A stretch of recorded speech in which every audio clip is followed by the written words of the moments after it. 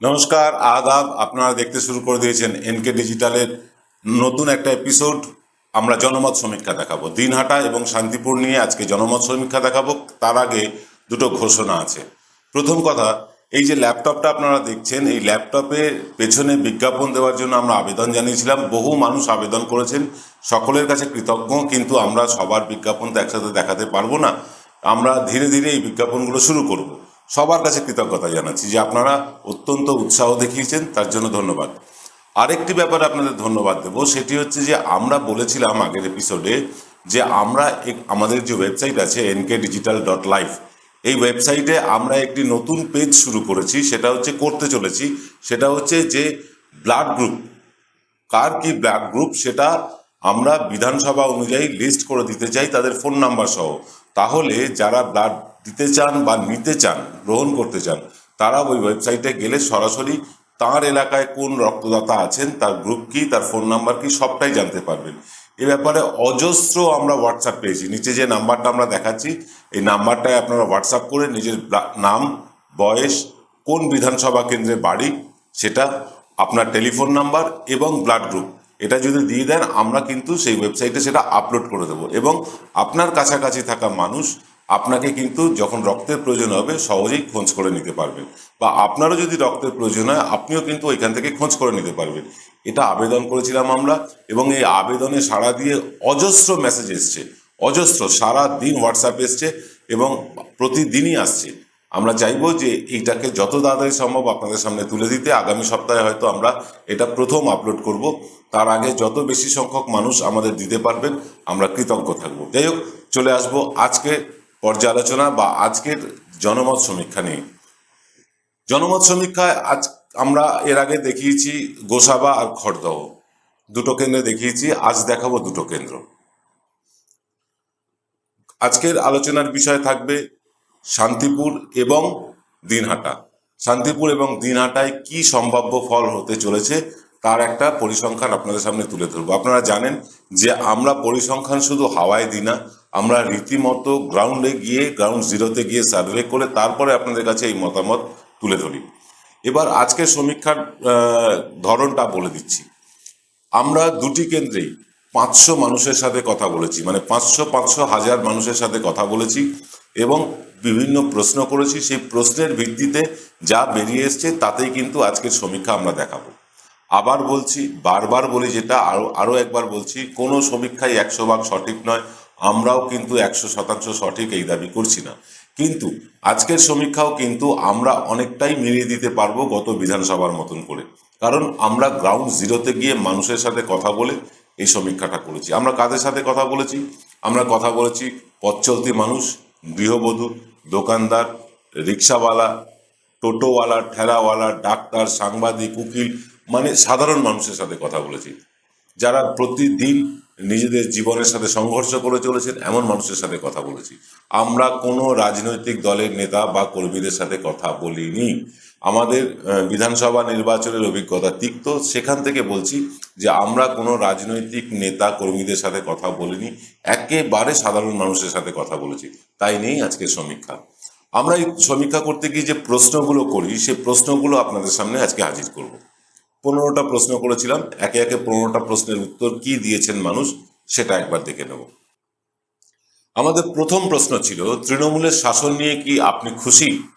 খুব খুশি এমনটা জানিয়েছেন 26% মানুষ, মোটামুটি খুশি এমন জানিয়েছেন 38% মানুষ, অখুশি এমনটা জানিয়েছেন 19% মানুষ, আর খুবই অখুশি এমনটা জানিয়েছেন 13% মানুষ, মন্তব্য করতে চাননি 4% মানুষ। আমাদের দ্বিতীয় প্রশ্ন ছিল, বিগত 10 বছরে রাজ্য সরকারের কি কোনো উন্নয়ন প্রকল্পের সুবিধে পেয়েছেন? হ্যাঁ পেয়েছি এমনটা জানিয়েছেন 81% মানুষ, না কোনো সুবিধে পাইনি এমনটা জানিয়েছেন 11% মানুষ, আর কোনো মন্তব্য করতে চাননি 8% মানুষ। আমাদের 3 নম্বর প্রশ্ন ছিল, বিগত 8 বছরে কেন্দ্রীয় সরকারের কোনো উন্নয়ন প্রকল্পের সুবিধা কি পেয়েছেন? 12% মানুষ বলেছেন হ্যাঁ তারা সুবিধে পেয়েছেন, সুবিধে পাননি এমনটা জানিয়েছেন 84% মানুষ, আর মন্তব্য করতে চাননি 4% মানুষ। প্রশ্ন নাম্বার 4, আমরা সিএএ নিয়ে প্রশ্ন করেছিলাম, কারণ একটাই, কারণ যে দুটি বিধানসভা কেন্দ্রে আমাদের উপনির্বাচন হতে চলেছে সেই দুটি বিধানসভা কেন্দ্রেই কিন্তু দলিত মানুষের সংখ্যা, মতুয়া মানুষের সংখ্যা অনেক বেশি। সেই কারণেই কিন্তু আমরা এই প্রশ্নটা রেখেছিলাম যে সিএএ এই নির্বাচনেও কি কোনো প্রভাব ফেলবে। 14% মানুষ বলেছেন হ্যাঁ ফেলবে, না বলেছেন 81% মানুষ, আর মন্তব্য করতে চাননি 5% মানুষ। প্রশ্ন নাম্বার 5, হিন্দু মুসলমান ইস্যু কি এই নির্বাচনে কোনো প্রভাব ফেলবে? হ্যাঁ প্রভাব ফেলবে এমনটা মনে করেন 8% মানুষ, না কোনো প্রভাব ফেলবে না এমনটা মনে করেন 90% মানুষ, আর মন্তব্য করতে চাননি 2% মানুষ। প্রশ্ন নাম্বার 6, এবারে ভোট দিতে যাওয়ার সময় কি প্রত্যাশা নিয়ে ভোট দিতে যাবেন? কর্মসংস্থানের প্রত্যাশা নিয়ে ভোট দিতে যাবেন 57% মানুষ, পরিকাঠামো উন্নয়ন এই প্রত্যাশা নিয়ে যাবেন 21% মানুষ, স্বাস্থ্য ব্যবস্থা আরও উন্নয়ন দরকার এই রকম প্রত্যাশা নিয়ে যাবেন 16% মানুষ, আর মন্তব্য করেননি 6% মানুষ। প্রশ্ন নাম্বার 7, নির্বাচনে জিতেও সাংসদ পদে থাকাকে কি আপনি ভোটারদের সাথে প্রতারণা বলে মনে করেন? এই দুটি কেন্দ্রে যেখানে ভোট হচ্ছে সেই দুটি কেন্দ্রেই কিন্তু যারা প্রার্থী হয়েছিলেন বিগত বিধানসভা নির্বাচনে তারা দুজনেই কিন্তু সাংসদ পদ থেকে প্রতিদ্বন্দ্বিতা করতে এসেছিলেন, অর্থাৎ জগন্নাথ সরকার এবং নিশীথ প্রামাণিক তারা কিন্তু দুজনেই সাংসদ ছিলেন এবং সাংসদ পদ থেকে এই দুটি কেন্দ্রে প্রতিদ্বন্দ্বিতা করতে এসেছিলেন। তারা জিতেও গিয়েছিলেন। জিতে যাওয়ার পর তাদের বোধোদয় হয়েছে যে না, তারা বিধানসভায় থাকবেন না, তারা সংসদেই থাকবেন। সেই কারণে তারা এই দুটি আসন ছেড়ে দিয়েছেন। এই দুটি আসন ছেড়ে দেওয়ার ফলে এই দুটি আসন খালি হয়েছে এবং এখানে ভোট হচ্ছে। সেই ভোট হওয়াটা কি নির্বাচনে জিতেও সাংসদ পদে থাকা কি আপনি ভোটারদের সাথে প্রতারণা বলে মনে করেন? এই প্রশ্ন আমরা করেছিলাম। অবশ্যই প্রতারণা, এরকম মনে করছেন 82% মানুষ। না, এটা কোনো প্রতারণা নয়, নির্বাচনেরই অঙ্গ এমন মনে করেন 15% মানুষ, আর কোনো মন্তব্য করেননি 3% মানুষ। প্রশ্ন নাম্বার 8, সাংগঠনিক দিক থেকে কোন দলকে সবচেয়ে বেশি শক্তিশালী বলে মনে হচ্ছে? তৃণমূলকে শক্তিশালী মনে করছেন 61% মানুষ, ফরওয়ার্ড ব্লককে শক্তিশালী মনে করেন 3% মানুষ, বিজেপিকে শক্তিশালী মনে করেন 31% মানুষ, আর মন্তব্যই করেননি 5% মানুষ। প্রশ্ন নাম্বার 9, 2024-এ প্রধানমন্ত্রী কে হতে পারেন? এই প্রশ্নটি করার পেছনে কারণ হচ্ছে যে ট্রেন্ড কোন দিকে যাচ্ছে বা বইছে সেদিকে নজর রাখা। অর্থাৎ ভারতীয় জনতা পার্টির যে হাওয়া, তুমুল হাওয়া গত বিধানসভায় বয়েছিল, সেই হাওয়াটা আজও আছে কিনা সেইটি ধরার জন্য এই প্রশ্ন। 24-এর প্রধানমন্ত্রী কে হতে পারেন? নরেন্দ্র মোদী, এমনটা ভাবছেন 36% মানুষ। 22% মানুষ ভাবছেন মমতা বন্দ্যোপাধ্যায়। তৃতীয় কেউ হতে পারেন এমনটা মনে করছেন 39% মানুষ, আর মন্তব্য করেননি 3% মানুষ। প্রশ্ন নাম্বার 10, বাংলাদেশের কুমিল্লায় দুর্গাপুজোকে কেন্দ্র করে একটি অঘটন ঘটে গেল। সেই অঘটনের আমরা দেখলাম যে হনুমানজির মূর্তির পায়ের কাছে কোরআন শরীফ রেখে দেওয়া হলো, এবং কোরআন শরীফ রেখেই দেওয়া হলো না, হনুমানজির গদা নিয়েও পালিয়ে যাওয়া হলো। এ নিয়ে উত্তাল বাংলাদেশ। ভারতবর্ষের যারা বিজেপির নেতা নেত্রী এবং বাম নেতা নেত্রীরা তারা ক্ষোভ উগড়ে দিলেন। আমরা দেখলাম এক শ্রেণীর মুসলমানদের প্রতি ক্ষোভ বেরিয়ে এলো এক শ্রেণীর হিন্দুদের প্রতিও ক্ষোভ। এই নিয়ে চাপানুতর চলছে। এর মাঝখানে শুভেন্দু অধিকারী বললেন যে বাংলাদেশের এই দাঙ্গার ঘটনায় শান্তিপুরে নাকি লাভবান হবে বিজেপি। আমরা সেই প্রশ্নই করেছিলাম, বাংলাদেশে কুমিল্লার ঘটনায় ভারতীয় জনতা পার্টি কি লাভবান হবে? হ্যাঁ হবে, এমনটা মনে করেন 11% মানুষ। না, কোনো লাভবানই হবে না এমনটা মনে করছেন 74% মানুষ। বরং লোকসান হবে এরকম ভাবছেন 11% মানুষ, আর মন্তব্য করেননি 4% মানুষ। প্রশ্ন নাম্বার 11, তৃণমূলের বিরুদ্ধে কি কি অভিযোগ? প্রচুর অভিযোগ শুনি আমরা Trinamool, BJP, CPIM, forward block, Congress সবার সম্বন্ধে। আমরা সরাসরি জিজ্ঞাসা করেছিলাম তৃণমূলের সম্বন্ধে কি কি অভিযোগ। স্বজন পোষণ এই অভিযোগ করছেন 6% মানুষ। মুসলিম তোষণ করে তৃণমূল এমনটা বলছেন 11% মানুষ। নেতাদের দাদাগিরি কিন্তু মাত্রা ছাড়িয়ে যাচ্ছে এমনটা মনে করছেন 58% মানুষ। তৃণমূল মানে কাটমানি খায় এমনটা মনে করেন 9% মানুষ, আর দুর্নীতিতে যুক্ত এমন মনে করেন 11% মানুষ। মন্তব্য করেননি 5% মানুষ। প্রশ্ন নাম্বার 12, বিজেপির বিরুদ্ধে কি কি অভিযোগ? গোষ্ঠীদ্বন্দ্ব, বিজেপি গোষ্ঠীদ্বন্দ্বে দীর্ণ হয়ে আছে, টুকরো টুকরো হয়ে আছে, এমনটা ভাবছেন 16% মানুষ। হিন্দুত্ব নিয়ে বাড়াবাড়ি করে এবং হিন্দুত্বকে হাতিয়ার করে রাজনীতি করে বিজেপি, এরকমটা মনে করছেন 64% মানুষ। নেতাদের কিন্তু খুঁজে পাওয়া যায় না এলাকায়, এমনটা মনে করছেন 8% মানুষ। বিজেপির কর্মী নেতারা দুর্নীতিতে যুক্ত, এমনটা মনে করেন 7% মানুষ। আর মন্তব্য করতে চাননি 5% মানুষ। প্রশ্ন নাম্বার 13, তৃণমূলের সবচেয়ে পছন্দের জিনিস কোনটা? তৃণমূলে সবচেয়ে বেশি পছন্দ করেন মমতা বন্দ্যোপাধ্যায়, তার নেতৃত্বকে, এমনটা মনে করেন 53% মানুষ। সংগঠন অত্যন্ত মজবুত, এমনটা মনে করেন 19% মানুষ। বিপদে আপদে তৃণমূল কর্মীদের নেতাদের পাশে পাওয়া যায়, এমনটা বলছেন 22% মানুষ। আর মন্তব্য করেননি 6% মানুষ। প্রশ্ন নাম্বার 14, বিজেপির সবচেয়ে পছন্দের জিনিস কোনটা? নরেন্দ্র মোদী বিজেপির সবচেয়ে পছন্দের নেতা, এমনটা মনে করছেন 38% মানুষ। হিন্দুত্ব, বিজেপি হিন্দুত্ব নিয়ে লড়াই করছে, এটাকে পছন্দ করেন 37% মানুষ। চীন পাকিস্তানকে চাপে রাখা যাচ্ছে বিজেপির জন্য, এমনটা মনে করেন 19% মানুষ। আর মন্তব্য করতে চাননি 6% মানুষ। শেষ প্রশ্ন এবং মোক্ষম প্রশ্ন, এই নির্বাচনে কোন দলের জয়ের সম্ভাবনা বেশি? বিজেপি জিততে পারে 27% মানুষ মনে করেন, বাম দল জিততে পারে এমনটা মনে করেন 4% মানুষ, 65% মানুষ মনে করছেন না এবারে দুটো কেন্দ্রেই জিতবে তৃণমূল, এমনটা মনে করেন 65% মানুষ।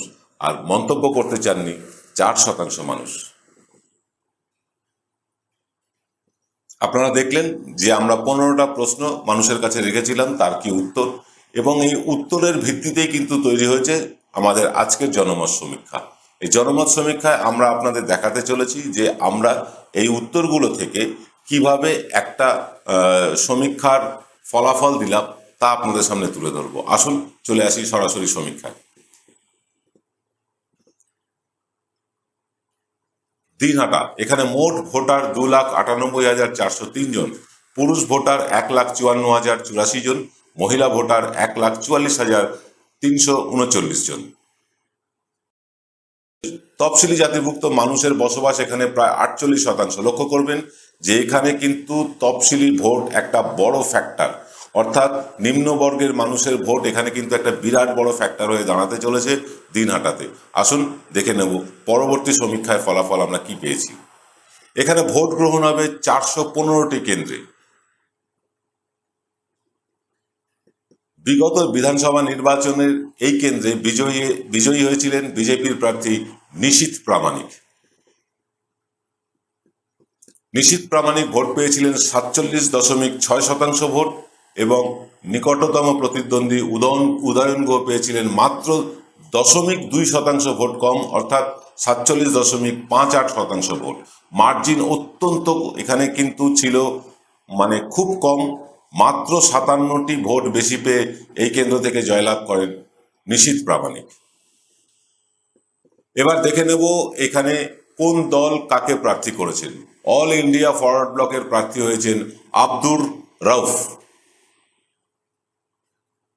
তৃণমূল কংগ্রেস প্রার্থী একই আছেন, উদয়ন গুহ। বিজেপি প্রার্থী করেছে অশোক মণ্ডলকে।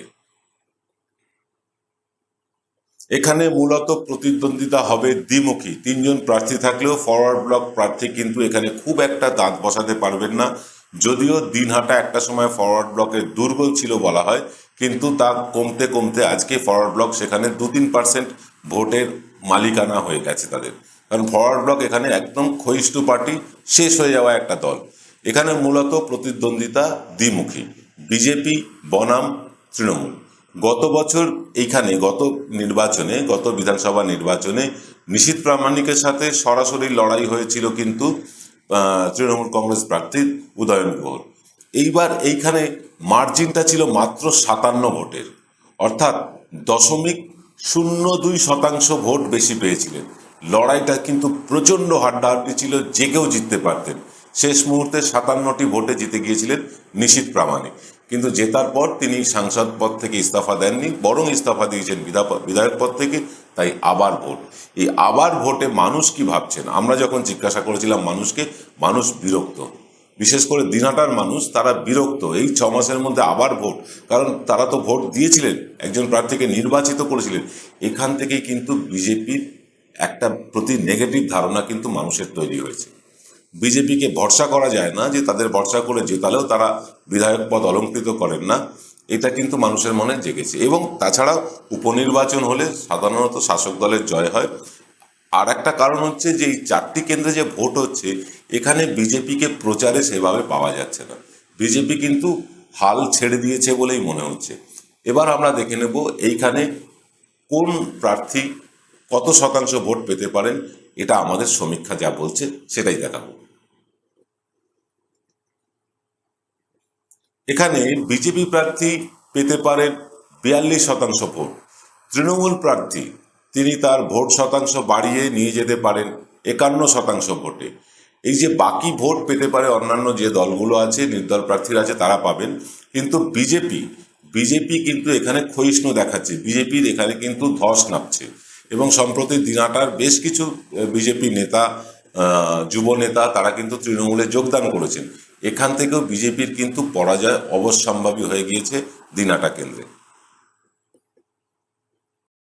এ তো গেল দিনহাটা কেন্দ্র। এবার আসবো আমরা শান্তিপুর কেন্দ্র নিয়ে। শান্তিপুর কেন্দ্র বরাবরই বিজেপির একটা শক্ত ঘাঁটি। বিজেপির শক্ত ঘাঁটি এ কারণে বলছি, কারণ এখানে ভোট বিভক্ত হয়ে গিয়ে বিজেপি কিন্তু মাঝখান থেকে খুব ভালো ফল করেছিল। জগন্নাথ সরকার এখান থেকে প্রার্থী হয়েছিলেন, জিতেও ছিলেন, তিনি আবার সংসদে ফিরে যান, ফলে এই আসনটি খালি হয়। এবং এর পরে এই বিধানসভা ভোটের পরে যা যা ঘটল তা একটু বিশ্লেষণ করলে আপনারা দেখতে পাবেন, এই জগন্নাথ সরকার কিন্তু বিভিন্ন রকম কেলেঙ্কারিতে জড়িয়ে পড়লেন। এবং শুধু তাই না, জগন্নাথ সরকারের সাথে সাথে তার যারা অনুগামী বিজেপি সমর্থক, তারাও কিন্তু বিভিন্ন অনৈতিক কাজের সাথে জড়িয়ে পড়লেন, যেটা প্রকাশ্যে দেখা গিয়েছে।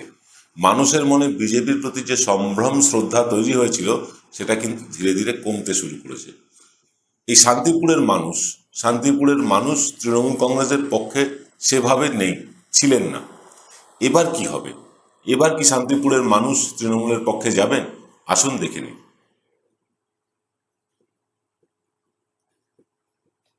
শান্তিপুরে মোট ভোটার 2,55,176 জন। এর মধ্যে পুরুষ ভোটার হচ্ছেন 1,31,324 জন, মহিলা ভোটার আছেন 1,23,848 জন।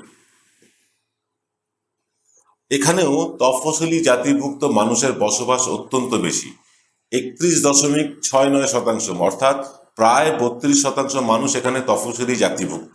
এবং আপনাদের বলে রাখি, এই তফসিলি ভোট কিন্তু এবারের নির্বাচনে একটা ফ্যাক্টর হয়ে দাঁড়াবে। দুটি কেন্দ্রেই কিন্তু তফসিলি ভোট ফ্যাক্টর হয়ে দাঁড়াতে চলেছে। দুটি কেন্দ্রেই তফসিলি মানুষ যাদেরকে বেশি করে ভোট দেবেন, তাদেরই জেতার সম্ভাবনা বেশি। আসুন চলে আসি পরবর্তী সমীক্ষায়। এখানে ভোট গ্রহণ হবে 355টি কেন্দ্রে। গত বিধানসভা নির্বাচনে এই কেন্দ্রে বিজয়ী হয়েছিলেন বিজেপি প্রার্থী জগন্নাথ সরকার। তিনি পেয়েছিলেন 49.49% ভোট, 94% ভোট, অর্থাৎ 49.94% ভোট মানে ধরে নিন প্রায় 50% ভোট তিনি একাই পেয়েছিলেন। অজয় দে, তৃণমূল কংগ্রেসের প্রার্থী, তিনি পেয়েছিলেন 42.72%, অর্থাৎ 43%। দেখা যাচ্ছে প্রায় 7% ভোটের তফাৎ এখানে রয়েছে। বিজেপি প্রার্থীর জয়ের ব্যবধান ছিল 15,878টি ভোট। এবারের প্রার্থীরা কারা হয়েছেন আমরা দেখে নেব। তৃণমূলের প্রার্থী হয়েছেন ব্রজকিশোর গোস্বামী, বিজেপি প্রার্থী নিরঞ্জন বিশ্বাস। আমরা দুজন প্রার্থীর নাম উল্লেখ করলাম কারণ এখানে প্রতিদ্বন্দ্বিতা কিন্তু দ্বিমুখী। এখানে কিন্তু অনেক প্রতিদ্বন্দ্বী দল নেই, বামপন্থীরা আছে, সবাই আছে, কিন্তু এখানে মূলত প্রতিদ্বন্দ্বিতা হবে বিজেপির সাথে তৃণমূলের। এইবার নির্বাচনে একটা জিনিস লক্ষণীয়, বিজেপি কিন্তু প্রায় 4টি কেন্দ্রেই অপেক্ষাকৃত যারা বিজেপির পুরনো কর্মী তাদেরকে টিকিট দিয়েছেন। এখন আর সেলিব্রিটি অন্য দল থেকে আসা মানুষকে টিকিট দেননি। বিজেপি প্রত্যাশা করছে এতে তাদের ফল ভালো হবে, কিন্তু এই ফলটাই বিধানসভায় ভালো হতো যদি তারা এই সেলিব্রিটি নির্ভর না হয়ে পড়তেন। অন্য দল থেকে যারা পরিযায়ী নেতা তাদেরকে যদি টিকিট না দেওয়া হতো, তাহলে হয়তো বিজেপি আরও ভালো ফল করতে পারত। বিলম্বিত বোধোদয় হয়েছে বিজেপি এখন মনে হচ্ছে যে পুরনো কর্মীদেরকে টিকিট দেওয়া উচিত, তারা দিয়েছে। কিন্তু এখানেও কিন্তু ক্ষোভ বিক্ষোভ জারি আছে। কিরকম? যে যখন বিজেপির সুসময় ছিল, অর্থাৎ 200 আসন পার করব এমন একটা গর্বে তারা বলিয়ান ছিল, তখন কিন্তু এইসব কর্মীদের মোটেও পাত্তা দেওয়া হয়নি, মোটেও ডেকে জিজ্ঞাসা করা হয়নি। যখন 77 থেকে কমে কমে 70 এসে দাঁড়ালো, তখন মনে পড়লো বিজেপির যে তাদেরকে এখন নতুনভাবে পুরনো কর্মীদের ডেকে আনতে হবে, তাই ডেকে আনা হয়েছে। অর্থাৎ যে দুর্দিনের কর্মীরা বিজেপির সঙ্গে ছিলেন, এবার তারা টিকিট পেয়েছেন। এতে কি বিজেপি ভালো ফল করবে? কিন্তু আমাদের সমীক্ষা বলছে না, এতেও বিজেপি কিন্তু ভোট বৈতরণী পার করতে পারবে না। অন্তত আমরা যে 3টি কেন্দ্র আগে দেখিয়েছি, অর্থাৎ গোসাবা, খড়দহ এবং দিনহাটা, যে 3টি কেন্দ্র দেখিয়েছি, আগের দিন 2টি, আজকে 1টি, এই 3টি কেন্দ্রে কিন্তু বিজেপির জয়ের সম্ভাবনা প্রায় শূন্য। অর্থাৎ বিজেপির প্রতি যে মানুষের আস্থা বা বিজেপির যে হাওয়া ছিল, সেই হাওয়াটা কিন্তু উবে গিয়েছে, সেই হাওয়া এখন আর নেই। শান্তিপুরে কি হতে চলেছে আসুন দেখে নিন। শান্তিপুরে বিজেপি প্রার্থী পেতে পারেন 47% ভোট, তৃণমূল প্রার্থী পেতে পারেন 47% ভোট। অর্থাৎ আপনারা বুঝতে পারছেন যে এইখানে লড়াইটা কিন্তু হাড্ডাহাড্ডি হবে। কিন্তু একেবারে ফটো ফিনিশে তৃণমূল কংগ্রেস প্রার্থী বেরিয়ে গেলেও যেতে পারেন, কারণ তিনি মতুয়া সম্প্রদায়ের একজন মানুষ এবং মতুয়া সম্প্রদায়ের মানুষ তাকে ভরসা করেন, বিশ্বাস করেন, সে কারণেই হয়তো তিনি বেরিয়ে যেতে পারেন। ফটো ফিনিশে আমরা আশা করছি তৃণমূল কংগ্রেস প্রার্থী বেরোতে পারেন আর পরাজিত হতে পারেন বিজেপি প্রার্থী। যে 4টি কেন্দ্রে নির্বাচন হতে চলেছে, প্রত্যেকটি কেন্দ্রের আপনারা ফলাফল আপনারা দেখে নিয়েছেন 2টি এপিসোডের মাধ্যমে। আজকে 2টি দেখালাম, গত দিনে 2টি কেন্দ্রের ফল দেখিয়েছি। আমরা যা দেখতে পাচ্ছি 3টি কেন্দ্রে তৃণমূলের স্পষ্ট জয় দেখা যাচ্ছে। শুধুমাত্র শান্তিপুর কেন্দ্রে হাড্ডাহাড্ডি লড়াই হবে। এখানে যিনিই জিতুন, বিজেপি প্রার্থী জিতুন বা তৃণমূল কংগ্রেস প্রার্থী জিতুন, তাদের জয়ের মার্জিন কিন্তু অত্যন্ত কম হবে বলে আমাদের বিশ্বাস।